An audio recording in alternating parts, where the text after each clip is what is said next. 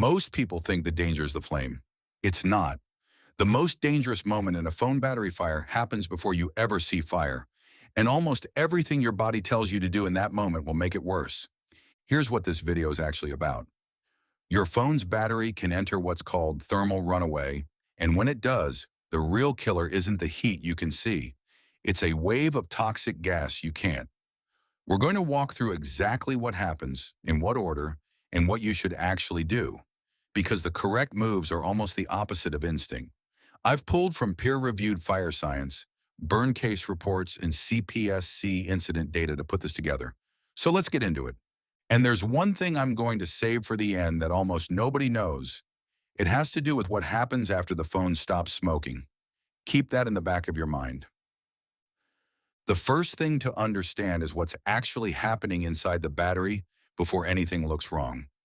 A thermal event in a lithium-ion battery can be triggered by an internal short circuit, overcharging, external heating, or mechanical damage. Once that process starts, it doesn't just heat up, it cascades. Thermal runaway is a self-accelerating process where a battery cell overheats, causing a chain reaction that the battery cannot stop on its own. And here's the part that matters most in those first few seconds. Lithium-ion battery fires generate intense heat and considerable amounts of gas and smoke. And although the emission of toxic gases can be a larger threat than the heat, the knowledge of such emissions is limited. That's the thing people miss entirely. Most people associate battery fires with flames and explosions. But the greatest threat from a lithium-ion thermal runaway event is often not the fire. It is what you cannot see or smell. So before we even get to what to do with your hands or your clothes, you need to understand what's in the air around you. The electrolyte in a lithium-ion battery is flammable and generally contains lithium hexafluorophosphate, a fluorine compound. When the battery overheats, that electrolyte evaporates and vents out from the cells. The gases may or may not ignite immediately, and that's the key. The venting happens first. Research has shown that large amounts of hydrogen fluoride can be generated, ranging between 20 and 200 milligrams per watt-hour of battery capacity, along with another toxic gas, phosphoryl fluoride, measured at 15 to 22 milligrams per watt-hour in some tests. What does that mean in plain terms? Hydrogen fluoride is highly corrosive. Exposure can cause deep tissue damage and pulmonary edema. It also forms hydrofluoric acid on contact with moisture in the lungs. Symptoms of HF exposure may not appear until 8 to 24 hours after contact. So you could walk away from a smoking phone feeling fine, and the damage is already done. This is why the very first warning sign, a faint hiss, a sweet chemical smell, a little wisp of what looks like smoke, is actually the most dangerous phase of the whole event. Based on evidence from past fires, the time between a failed battery igniting and a discharge of toxic vapor can be measured in seconds rather than minutes. The right move the instant you notice that is to stop breathing it and get to fresh air. Not to look closer, not to grab the phone. Get away from the fumes first. Now here's where the second big mistake happens. And this one is specifically about what you do with your body. When people feel heat in their pocket, the instinct is to reach in and grab the phone out. In documented burn cases, that's exactly how the worst injuries happen. The danger isn't open flame, it's trapped heat. Tight fabric, especially denim, presses the hot cell directly against your skin, and the phone can actually fuse to the fabric. The correct move is to rip the entire garment off as fast as possible. Pull the shirt over your head, tear the pants off. Whatever it takes to get that pocket away from your skin. Digging into a tight pocket with your fingers to retrieve a phone in thermal runaway is how you end up with a hand injury on top of everything else. And think about this. The most common everyday trigger for this whole situation is sitting down with your phone in your back pocket. A rapid increase in temperature and pressure can result in battery rupture or explosion. A swollen, puffy battery back is the cell already venting gas between its layers, and pressing it, bending it, or sitting on it can rupture those layers and kick off full thermal runaway. The phone that's been sitting in your back pocket all day and feels a little warm isn't just uncomfortable. It's a warning. So let's say it's already happening. The phone is smoking, it's hot, You've gotten the garment off. What do you do with the phone itself? Here's where every normal fire instinct fails, and it's because of one fact. Lithium battery fires break the rules of conventional fire. A battery in thermal runaway is both the fuel and the ignition source simultaneously. The internal chemical reaction generates its own heat and does not require external oxygen to sustain itself. This means throwing a blanket over it, cutting off the air, or using a standard CO2 extinguisher does nothing. The fire feeds itself from the inside. Water is where it gets counterintuitive.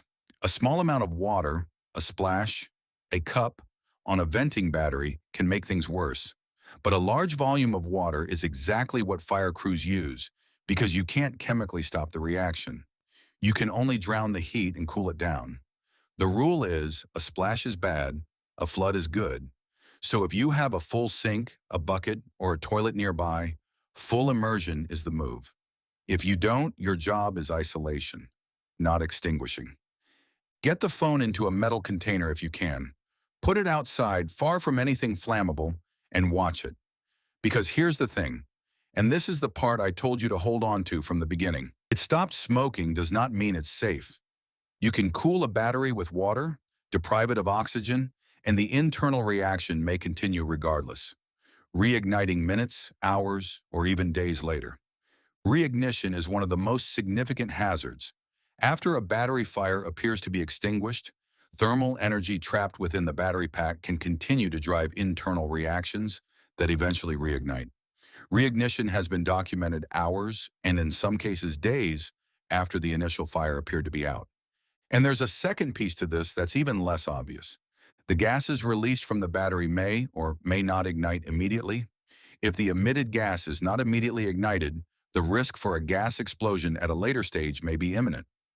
A phone that hissed, smoked, and seemed to settle down may have left an invisible, flammable gas cloud in a bag, a drawer, or a car. A spark later, from anything, can detonate it. So a phone that only smoked is not a phone you put back in your bag and forget about. The goal in surviving a battery fire is not to put it out.